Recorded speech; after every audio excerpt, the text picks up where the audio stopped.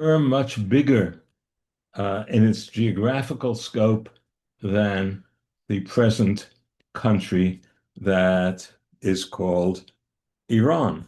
Uh, to begin with, let's begin with the beginning of the Iranians. Um, the Iranians originally dwelt in Central Asia, in what can be called the stans. Uh, Kazakhstan, Kyrgyzstan, Kazakhstan, Uzbekistan, Tajikistan, Afghanistan. Uh, all of those places have the Persian suffix stan, which means originally place, Sanskrit sthana, from the root to stand. Um, and uh, in that area, actually, uh, at a fairly early period, there already began some linguistic discrimination. That area of Central Asia had earlier also been the home of uh, another, actually two other very closely related people. One we'll call the Indo-Aryans because they are the Aryans who eventually went to India. So our Vedic culture and the Sanskrit culture, which followed it, um, really also has its roots in Central Asia. Uh, but that was the result of migration uh, that we eventually find that culture in India, migration that is from Central Asia. Uh, there is another uh, people that I'll just mention briefly. Uh, they are linguistically still represented in an area of Afghanistan, which is now called Nuristan, Land of Light, but originally uh, earlier had been called by Muslims Kafiristan, the land of the pagans.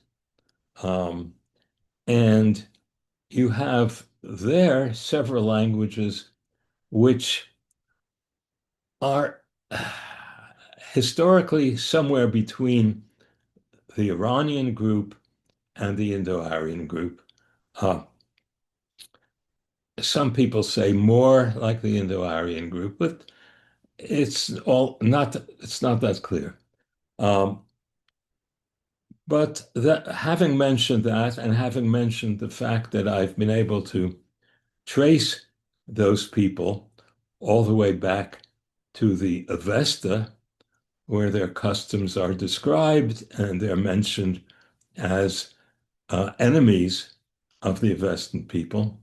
Apart from all of that, I'm going to just drop the matter and go back to our much more well-known and convenient uh, two groups of Aryans, one being the Indo-Aryans and the other our Iranians. The word Iran itself is from an old genitive plural, Aryanum, the land of the Aryas. And this Arya word was a self-designation of the Indo-Aryan culture, the Vedic culture, if you will, and the Iranians itself. So the word Iran uh, does originally mean of the Aryans. Um, now, uh, somewhere between 1000 BCE and 800 BCE, there are migrations of Iranian tribes from Central Asia westward, uh, settling in what is today called uh, Iran. Uh, Two tribes rose to prominence in that area. First, the Medes, who built an empire in northern Iran, having defeated the Assyrians, uh, so that the southern part of Iran, which we can call Persia, um, were subjects of the Medes. Uh, Eventually, the Persians in the south uh, defeated the Medes, and there arose a big empire called the Achaemenid Empire, or Achaemenian, Achaemen, IAN. Uh, so this was the great Persian Empire, which came to control all of the Middle East uh, and the northern India. And that was really the launching place for the fame and prestige of the Persian people. Okay. Um,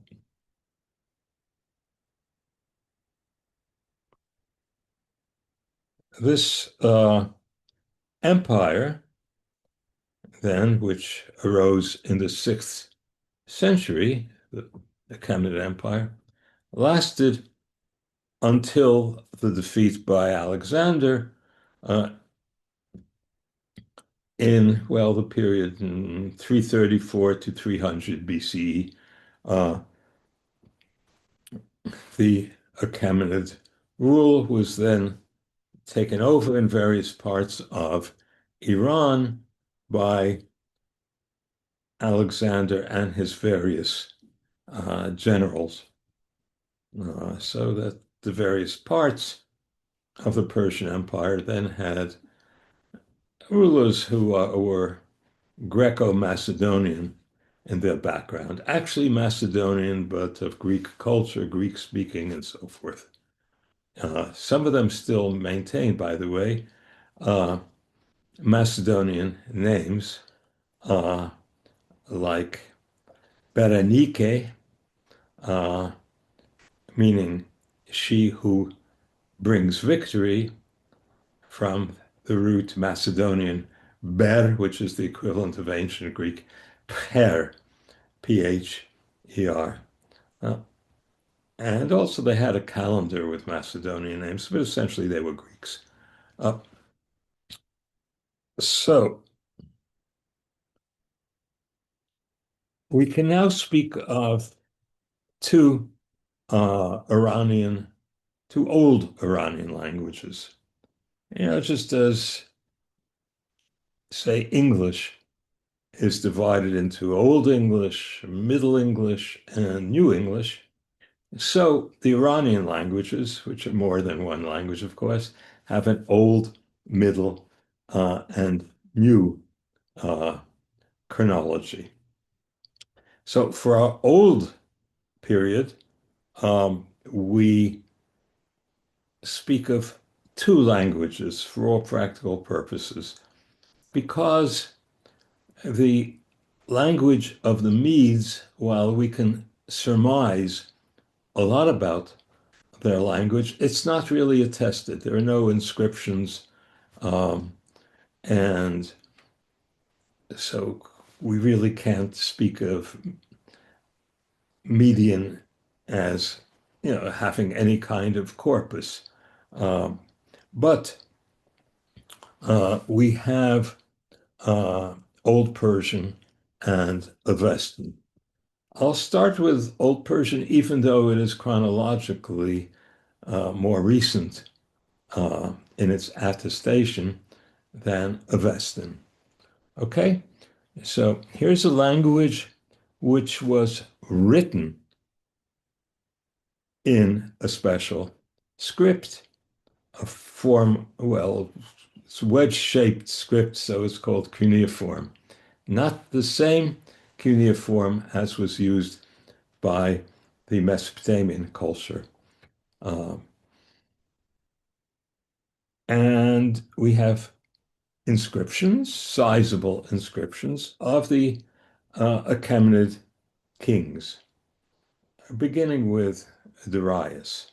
Uh, and the nature of these inscriptions is chiefly a matter of uh, royal propaganda. We do have uh, some Old Persian material, rather rare material, and when it was discovered, surprising material that is not royal. It used to be thought that only the kings had the prerogative of using the script, but it doesn't seem anymore that that's the case. Um, because of some tablets that have turned up in an archive that is essentially economic in nature, but mostly uh, written in another non-Indo-European language called Elamite, which was one of the local languages of Iran. Uh, so let's get back to Old Persian, very much an Indo-European language. Um, and if I give you just two words of Old Persian, you'll immediately recognize that we're dealing with an Indo-European language. So the word for brother, bratar, and for mother, uh, matar. Uh, Clear enough, Sanskrit has a b, baratar, as well as matar, and so forth. Or I mentioned before the Indo-European root to bear, that is in Iranian bar, in Old Iranian, both in Old Persian and in the Western. Um, Hi, I can see you now. Hello. Uh, Yeah, sorry, this is my class. Yeah. Hi, class. So, uh, by contrast with this very material attestation of Old Persian, very material because it's written mainly on stone and other rigid materials as well. Uh, so it's quite tangible.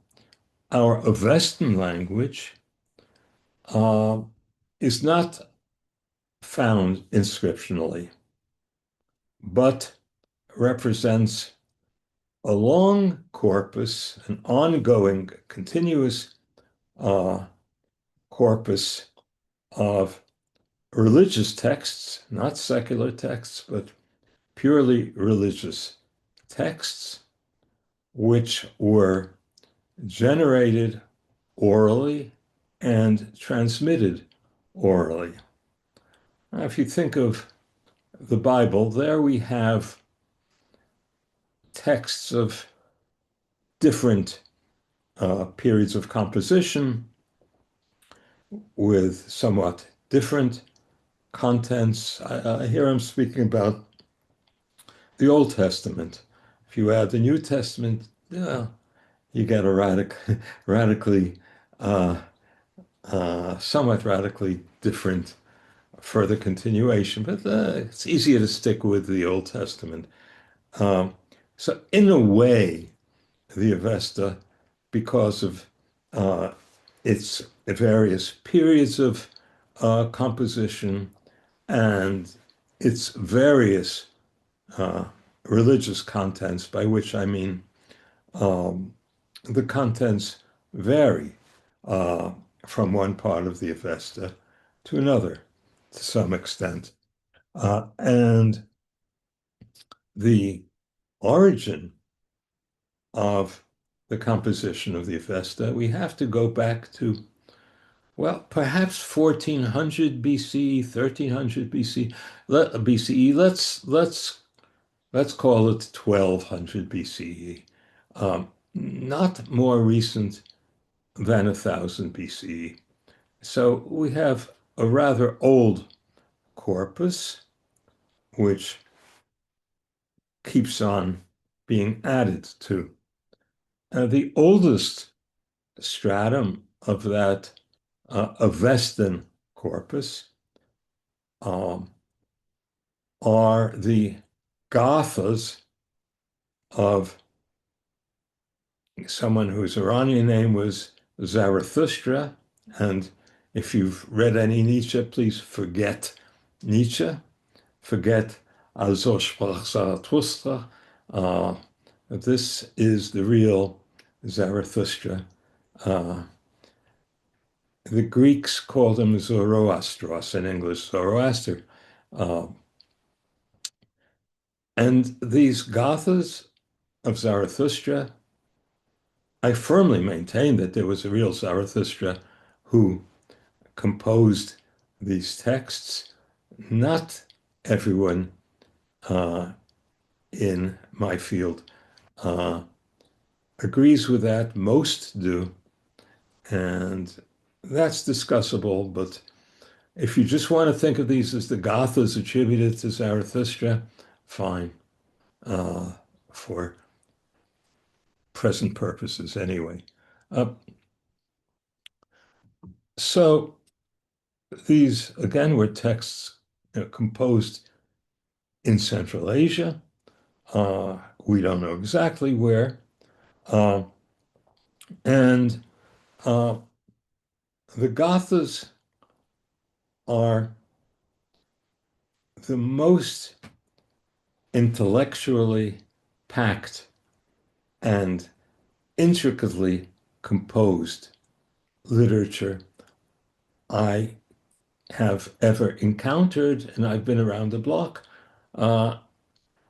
and are really astonishing in their complexity, in their multifaceted message,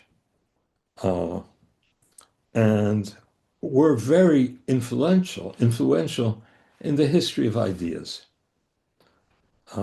So very briefly, you have a projection of dualism between two forces, one right, one wrong, a theology that takes place very complicatedly within that dualism. It's not as though there is just the God versus an evil figure. It's originally two spirits,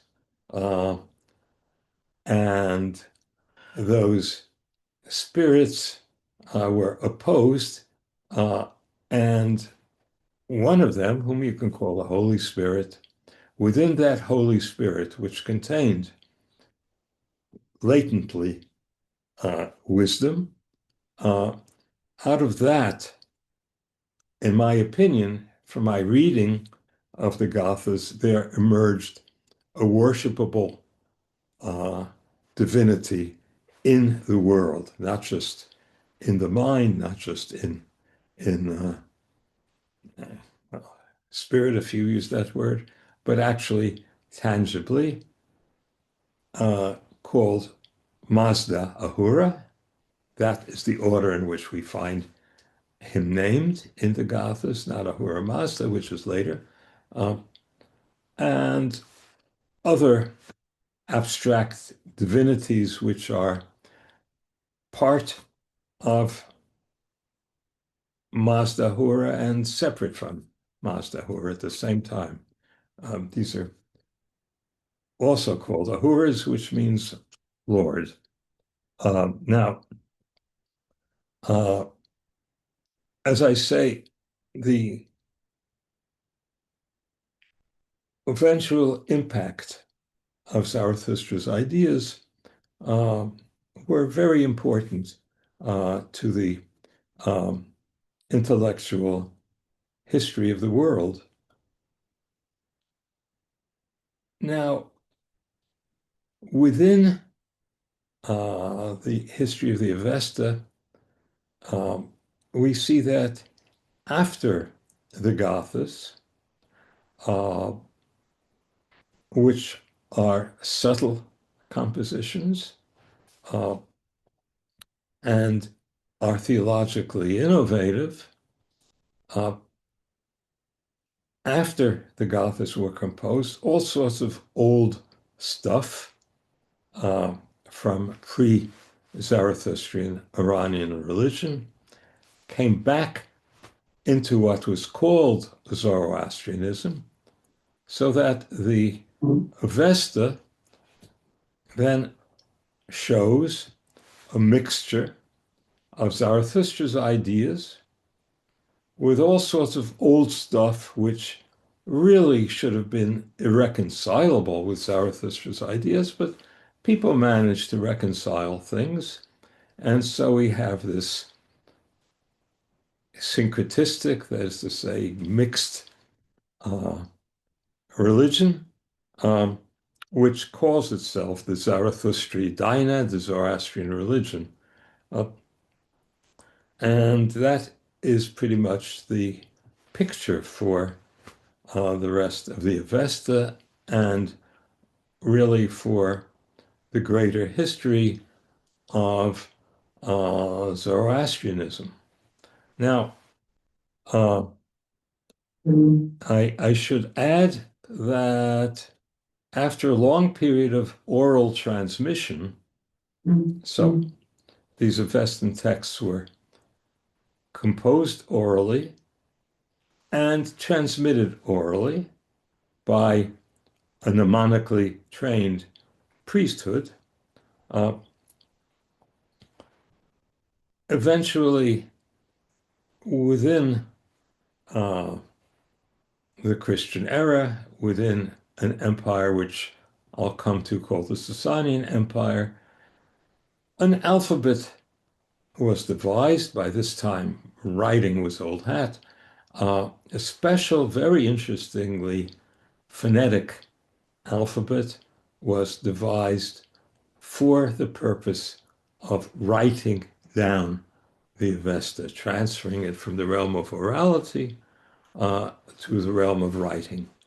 Uh, and in fact, our manuscripts of the Avesta um, date from only the 14th century of our era. Those are our earliest texts. There were no doubt texts before that, written texts, but all we have is these, well, fairly recent uh, manuscripts.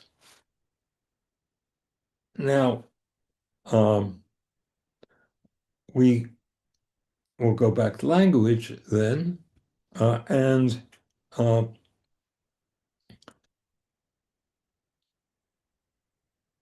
say that our uh, two old Iranian languages, namely Old Persian and Avestan, are themselves comparable, and also both of them are comparable to uh, Vedic.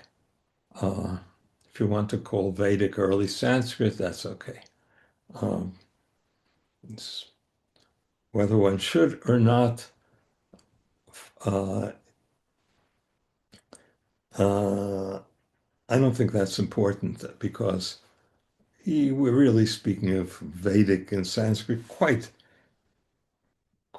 similar uh, material. There's little differences between Vedic language and Sanskrit language, but I don't want to go there. So, you know, let's call it Vedic slash Sanskrit. Uh, and the similarities are due to that original uh, unity of Aryans in Central Asia before they split off into uh, different groups and before the migrations began. So we can return, for example, to uh, our word for brother, which is bhratar, bhratar in Sanskrit, but bhratar in Old Persian and also in Avestan. If you take then the word Vedic trayas, meaning three, like Latin tres, yeah. In Avestan, that tra becomes thra. So you have thryo, three, and that thra in Old Persian becomes a sibilant. So you have something like the word for three, flaya, some sibilant, not exactly an S. That's why I sort of have a retard sibilant flow when I say flaya. Okay? In Persian, it's se is the word for three. Or again, the word for um, power, dominion is kshatra in uh, Vedic. Avestan, kshatra, with the tra becoming thra again. And in Old Persian, kshatra, with a sibilant. And for example, Vedic satya, meaning true, satya. The sa becomes h in Iranian, so you get hathya for true in Avestan and hashya with a shya in Old Persian. Moreover, the word for death in Vedic mrityu becomes mrtyu in Avestan and mrshyu, the shya, in Old Persian. And this tells us that the Old Persian word for king, which is kshayathya, instead of shayashya, the thya should become a shya in Old Persian, but it doesn't. And that, we suspect, is a word that was taken over from Median. It doesn't occur in Avestan. So while most of the Avestan vocabulary has its equivalent in Old Persian, there are some words in Old Persian which are not found in Avestan, and we have such differences as, say, as cognates of Vedic braviti, meaning speak, says braviti, from an older mr,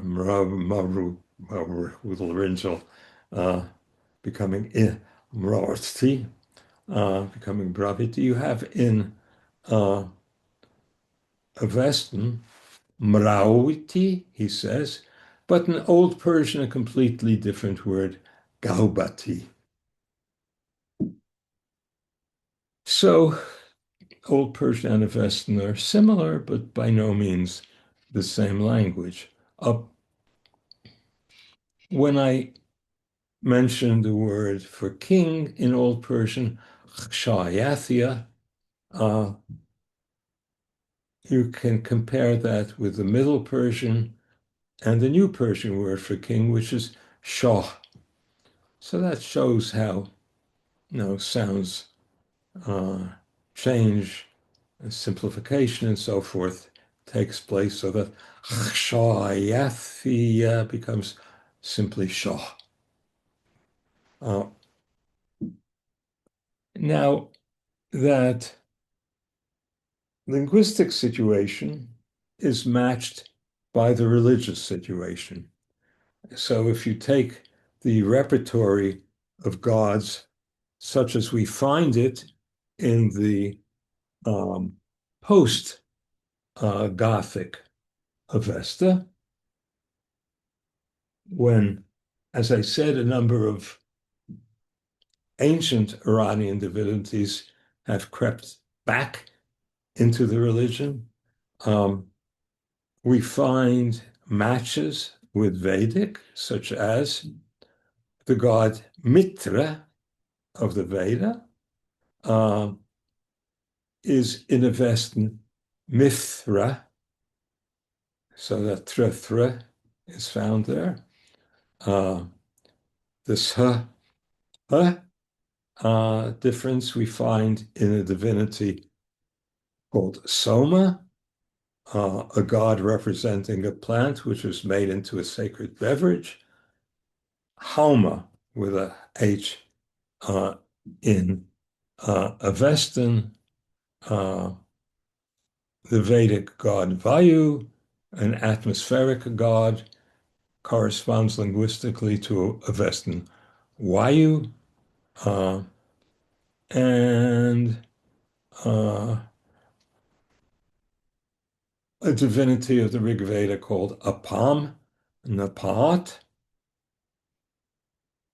Napat meaning grandson or descendant, and Apam meaning of the waters, the grandson or descendant of the waters, Apam Napat, occurs in the Avesta as Apam Napat. That Napat part is, well, cognate with Latin nepos, nepotis, yeah, ultimately the source of English nepotism. And in the Latin, Roman religious sphere, the god Neptunus, with that nept part that is cognate with the nepat of the grandson of the waters. So there you have a nice correlation outside of Indo-Iranian. And one could say much more about that. There's a figure in Celtic material called Nechtan, but I think it suffices just to mention these Vedic divinities with correlations in Iran. So the Vedic Asura with its S, which means Lord, a Lord, Asura, is Ahura in Avestan. And so forth. So I've already talked about the Gothas. So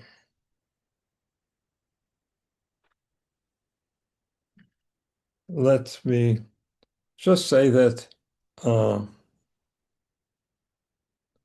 this mixed, well, what was already in the Avesta called the Zoroastrian religion, which was only in part the invention of Zoroaster, that persisted in Iran.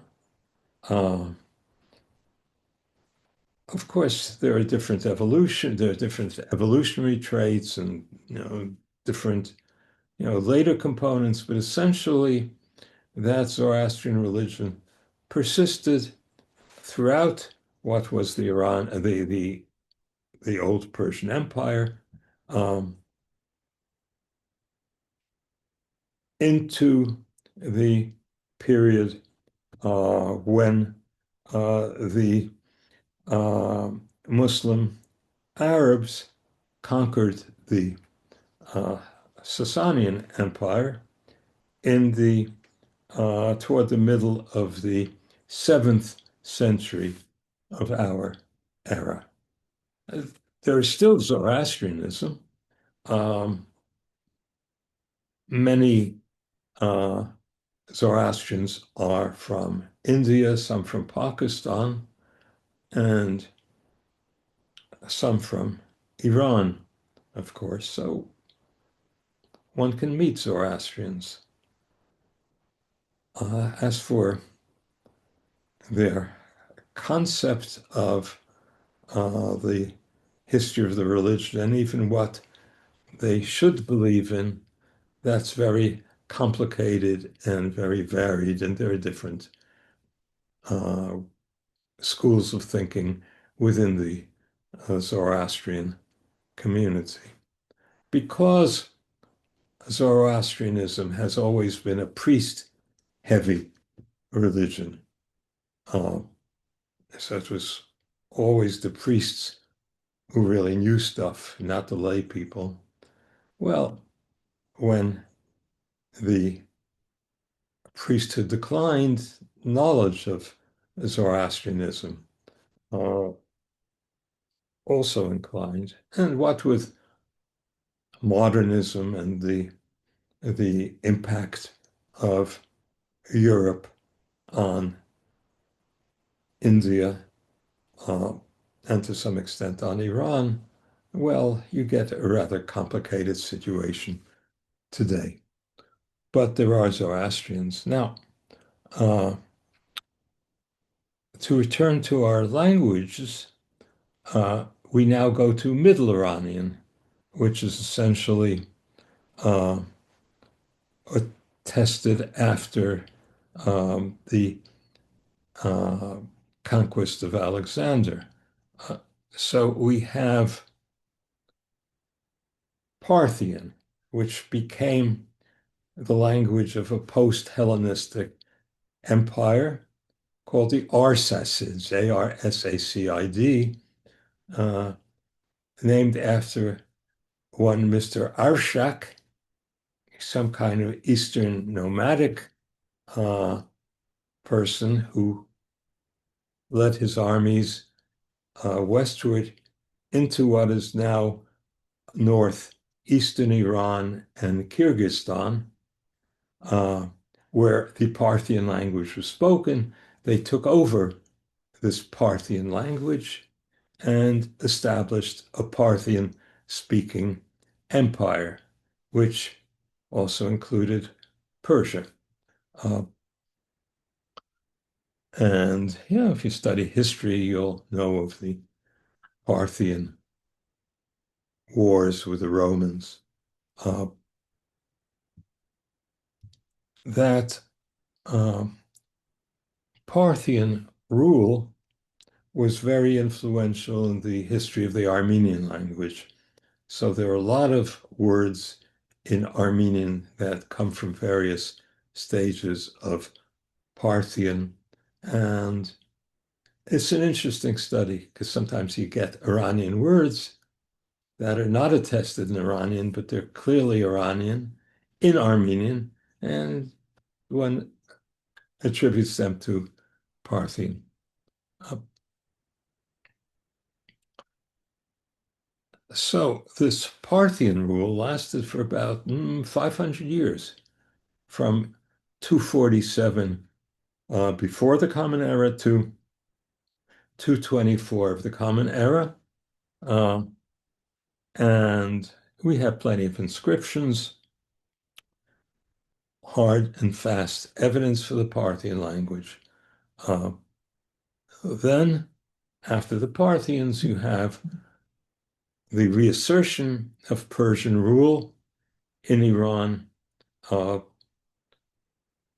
under the Sasanian Empire, which lasts until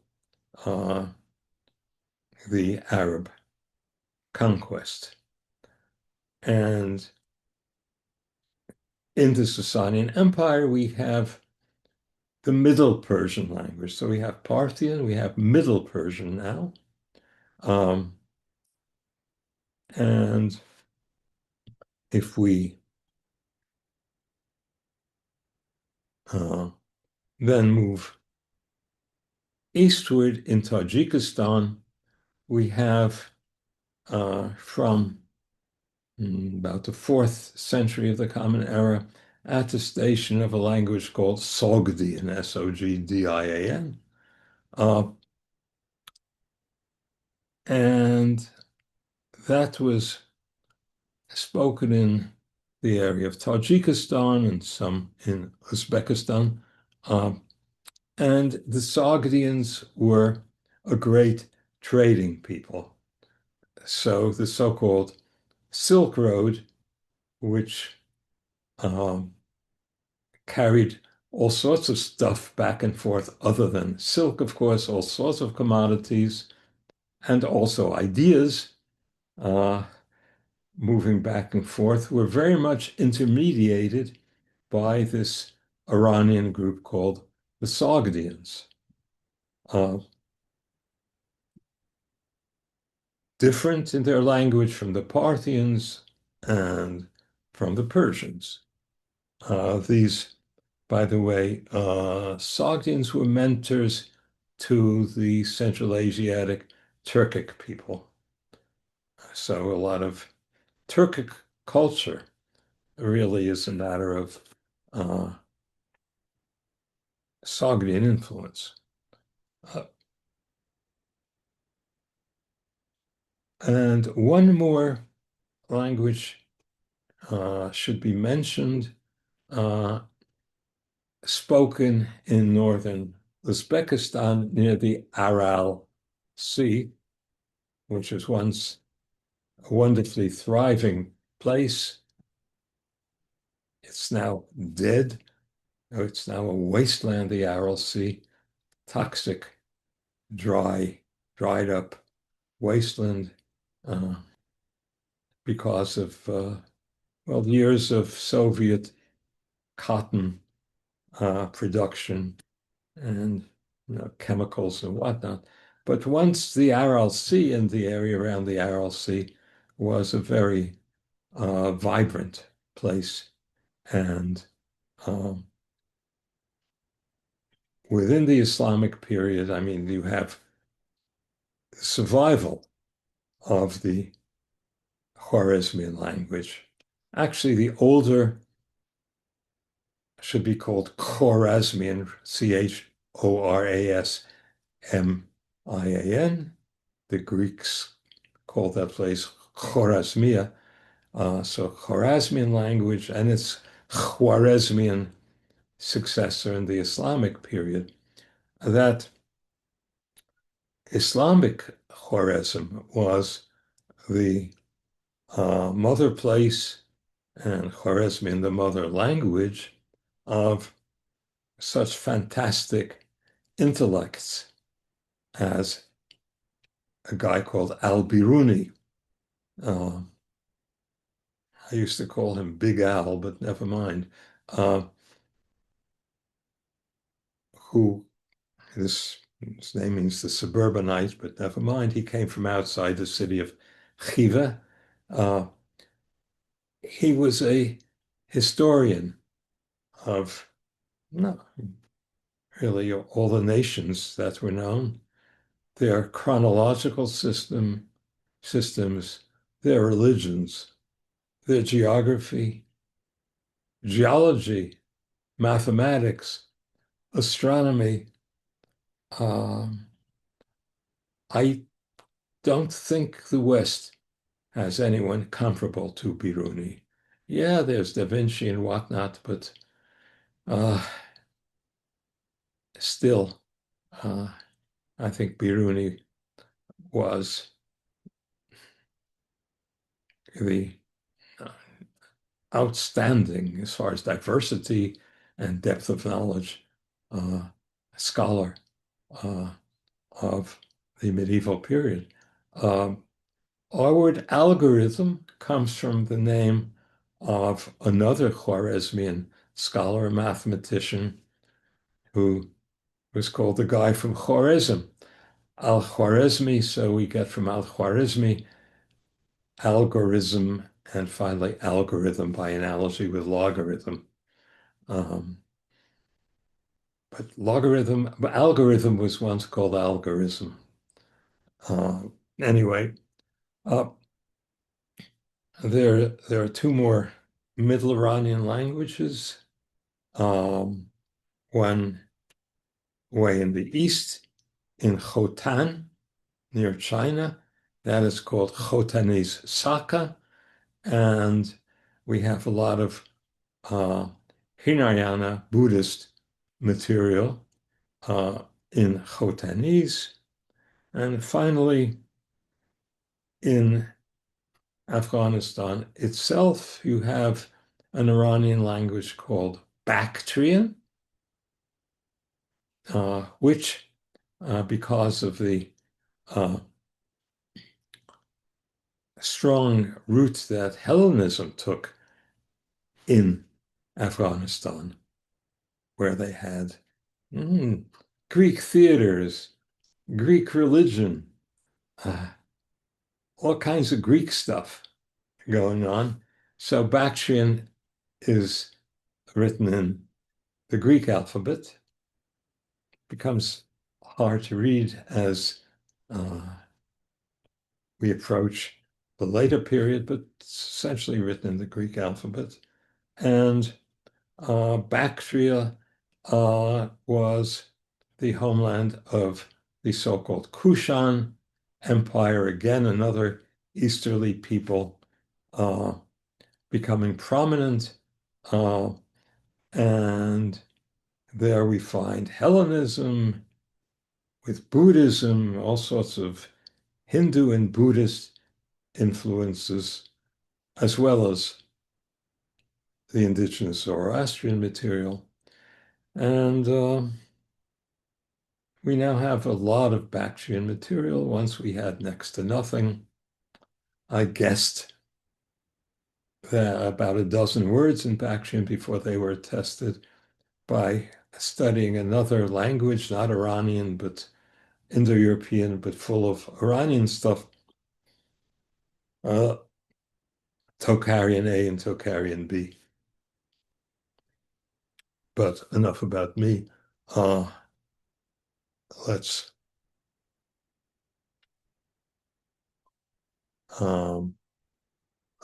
move on to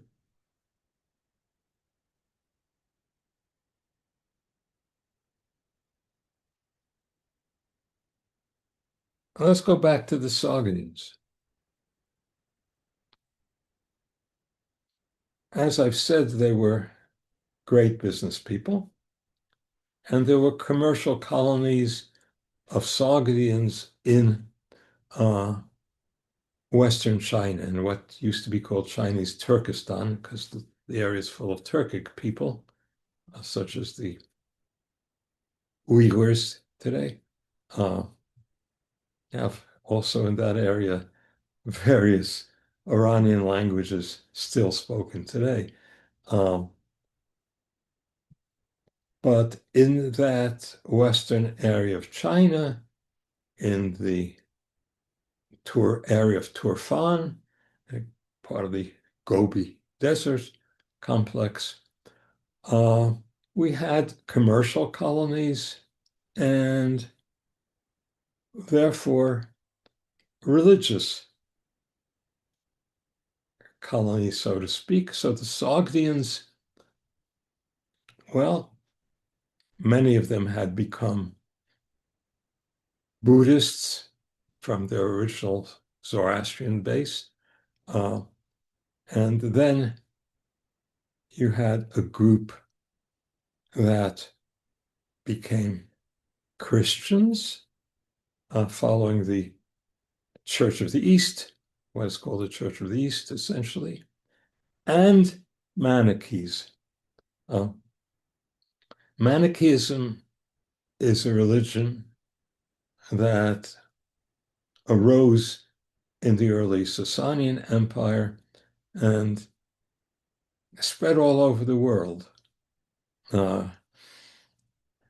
It was,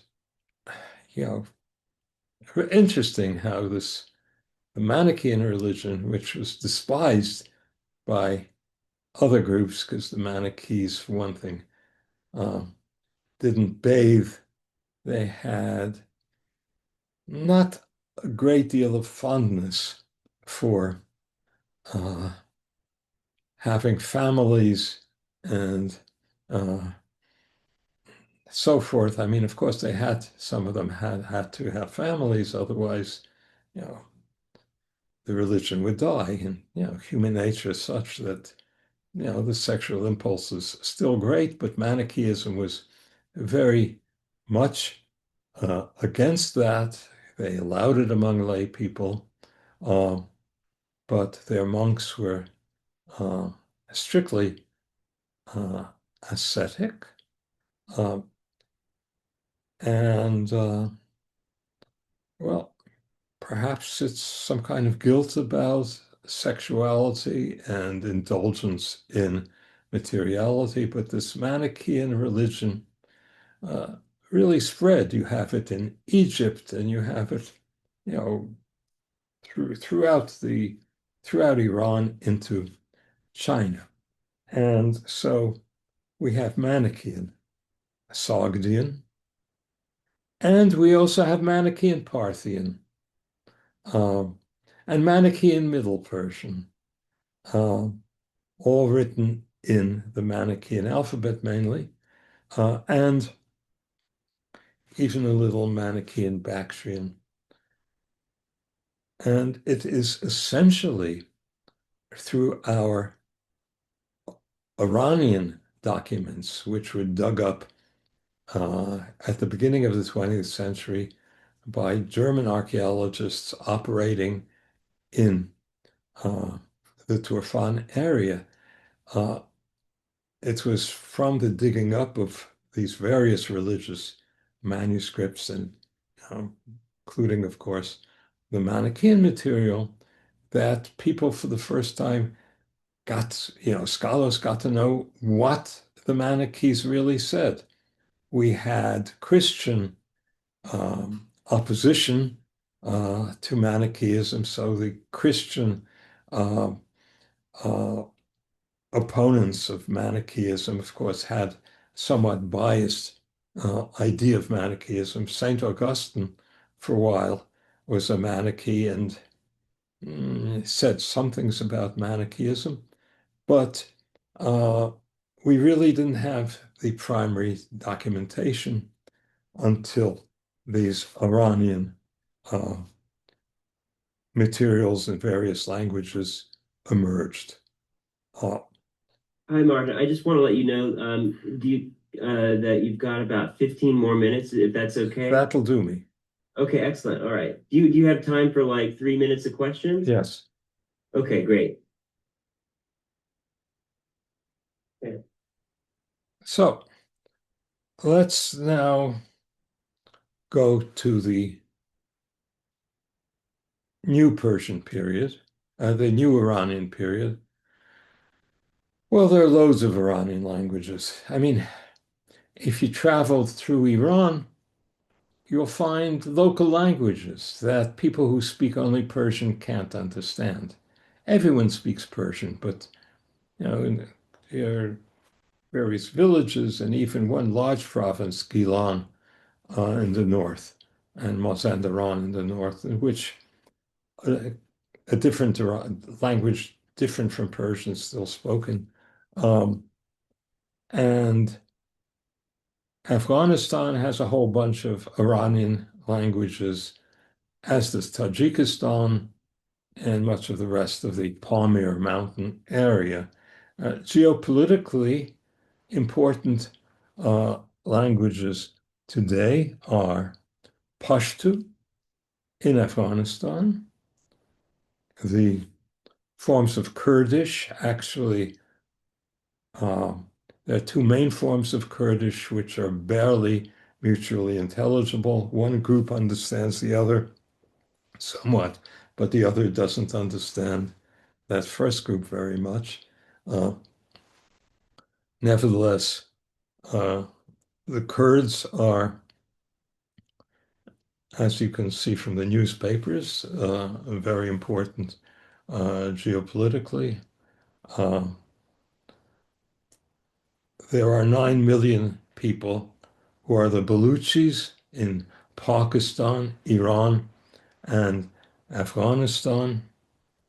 Uh, And there is a geopolitically important language in both southern Russia and uh, part of the Caucasus called Ossetic, uh, which itself has a very interesting history, um, represents the ancient languages of the Alans and the Sarmatian peoples, once upon a time nomadic peoples, um, and have an interesting literature called the Nart stories, which influenced um, folklore in the Caucasus at large. Now we can get finally to uh, Persian, a language which made tremendous uh, impacts on the on Central Asia, but also uh, the Ottoman Turks, and through them, even in the Balkans, say in in uh, in Yugoslavia,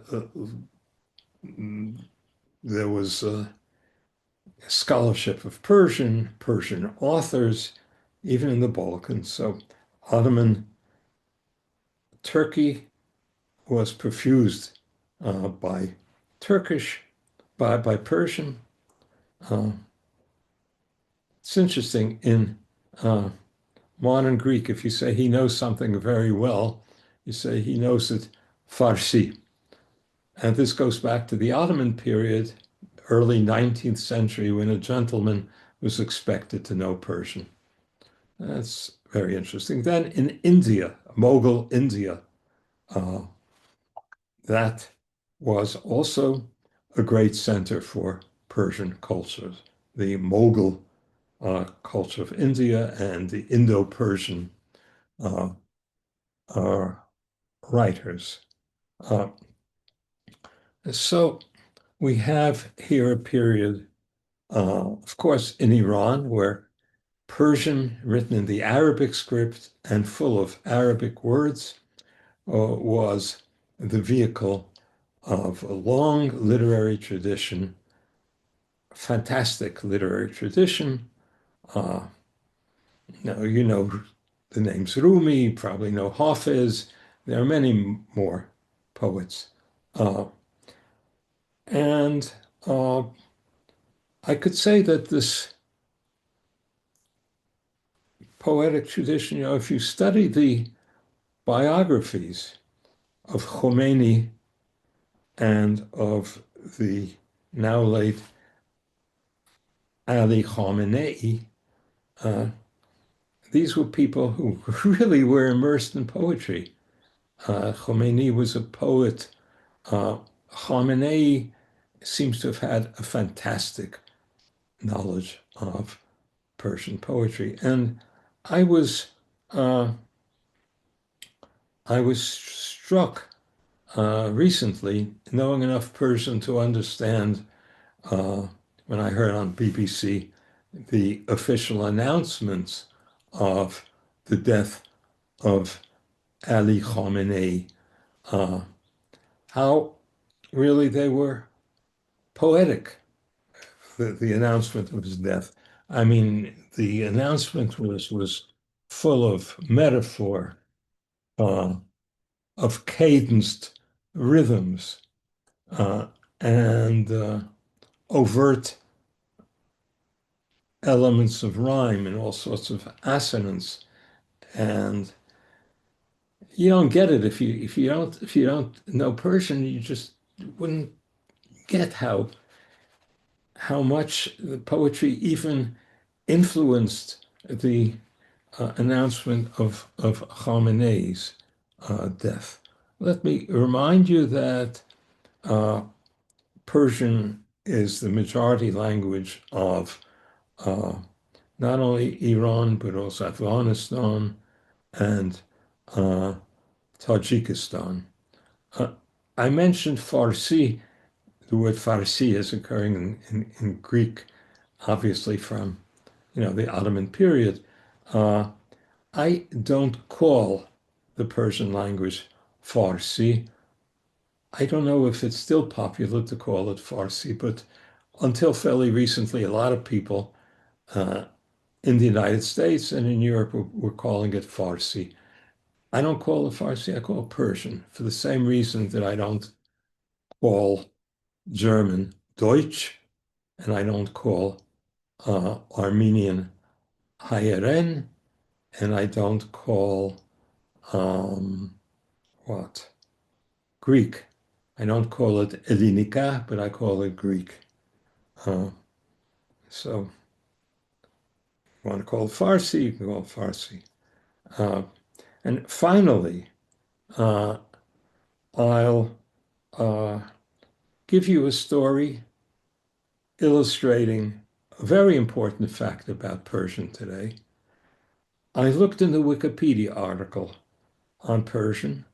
It's a very nice article. Uh, Not everything about Iran in Wikipedia is to be relied upon, but this was really a very good article on the history of the Persian language and its various local varieties and so forth. But it didn't have the important fact that I'm going to reveal to you through this story. Um, when I first took Persian at Berkeley, our teacher for Persian was an illustrious scholar of Persian literature, from man from northern Iran, um, uh, the late Abbas Zaryab. Uh, so, I had a top expert in Persian literature teaching, and we used a textbook by a woman named Anne Lambton, who was a hugely famous scholar, British scholar of Persian history, 20th century Iranian society, and politics, big time. Anne Lambton wrote our textbook. All right. So, well, I was good at language, and, I learned how to say things easily, like Hassan says that he is looking for the bread. Okay. Hassan miguyad kenon ra mijuyad. Hassan miguyad kenon ra mijuyad. Fine. Uh, Now, even then in the early 60s, there were a lot of Iranians in Berkeley. And, so of course I heard Persian uh, from them, but I would hear things like, um, let's find it here.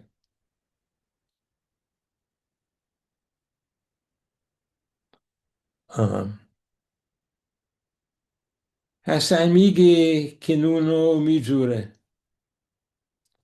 What? Okay, Hassan, I know that's the name, but Mige, what's Mige? What's Nuno? What's Mijure? Well, it's the same sentence I gave you. Instead of Miguyad, I heard Mige. Instead of non-ra, the bread, I heard Nuno. And instead of Mijuyad with a Y, I heard Mijure with a R. Mijure. And what is this stuff? Well, this stuff was the way people speak Persian every day. It wasn't colloquial Persian. It was everyday Persian. And frankly, that discouraged me. I said, well, okay, so that wasn't Persian. I was learning in school. People are speaking something else. Yes. So, so Iran is bilingual. There's a formal language, which you hear on radio announcements and so forth and so on formal academic uh, presentations and so forth, and the everyday language, uh, which I think is really quite different. Um, and a final story, just to show you that we're not talking about a kind of colloquial language. That's just an everyday language. About 10 years ago, I went to an event uh, in which a philanthropist, a woman uh, with a, really a lot of money, uh, who has supported Iranian studies programs in various major California universities. She was honoring with a prize uh, the greatest scholar of Persian literature and language, uh, a fantastically knowledgeable and active man who was active into his late 90s, a lion of Persian studies, the late Ehsan Yarshater, was also my first boss when I first started teaching at Columbia. Uh, anyway, this philanthropist, uh, what the heck, her name is Bita Daryabari, uh, admirable person in that, she uses her money so much for education and philanthropy. Well, because it's a formal occasion, she gave an address in formal Persian. She managed it. I mean, it's not, unless you're very used to speaking formal Persian, it's not the easiest thing to do when your everyday language is, well, just everyday Persian. Well, she managed admirably, but I could feel just a little effort in her uh, managing this feat. Uh, and then Yarshater, the greatest scholar of Persian at the time, spoke. He spoke in everyday Persian. Nothing formal about the way he spoke. It was excellent Persian, of course, but excellent everyday Persian. I found that very interesting. So uh, that's something about the Persian language. Uh, I could say some more things. By the way, in Persian, it's the Strait of Hormuz. Why they say Hormuz, I don't know. Maybe for the same reason that people say Punjab because it's written with a U instead of Punjab, but that's a different story. Uh, but they say Hormuz today. I see Andrew is bidding Yeah. me questions. Do we have time? Yeah, unfortunately, I don't think we do. I mean, maybe we could take one if anyone has a question. Quickie, one. One quickie, if anyone, yeah, Griffin, please, yeah. Sure, yeah, sure. Hello, it's a pleasure to meet you, and thank you for the lecture. I was just wondering about something that you were talking about when you mentioned Yes. Manichaeism. Yes. You mentioned that there was like Parthian Manichaeism and Bactrian Manichaeism, and I only know it as a religion. So is it written in its own script?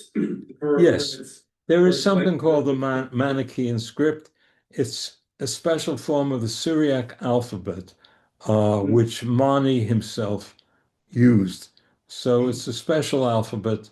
Uh, and yeah, the Manichaeism in Iran, it varies somewhat from region to region because the Manichees wanted to pretend that they were something else, so they had various versions of Zoroastrianism that they pretended they followed. Um, although, they say Mani had the real stuff, everyone else had it wrong, so that from region to region you get different mythological identifications of Manichaean ideas with Zoroastrian ideas. But yeah, the thing is you do have Manichaean texts in a variety of Iranian languages, and that's the main point. Written in a Manichaean script, mainly in the Well, Manichaean script. can we give Martin Schwartz a round of applause? Somebody, yeah? Thank you. Thank you. I'm very sorry I didn't leave more time for questions. No, sorry about that. It's my fault. No, it's my fault. Organizing things. But No, I'm very not good at grateful. organizing We're things. very grateful. I'm for very your grateful for the opportunity. And thank you so much, Martin. And I'll see you on Sunday. Okay, hope so. Okay, all Okay. right. All right, y'all be well. Bye-bye now. Okay. Peace. Bye-bye. Peace indeed. Salam.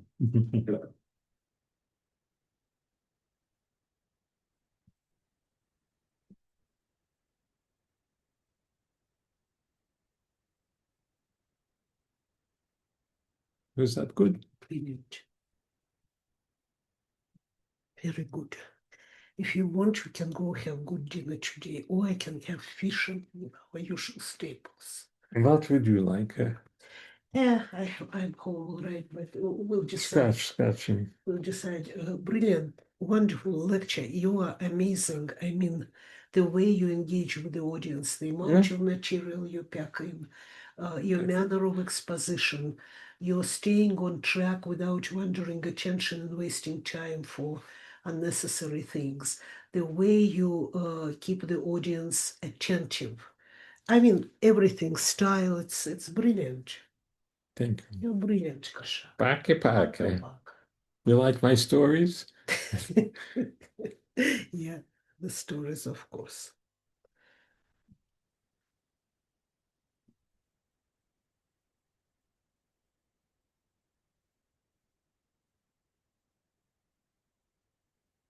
Okay, so we have the recording.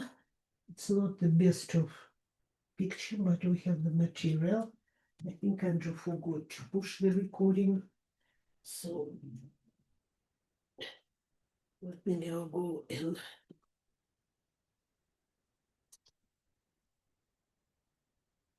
put on the heat Take a bite from him. and here have him. Taking him away. Wait.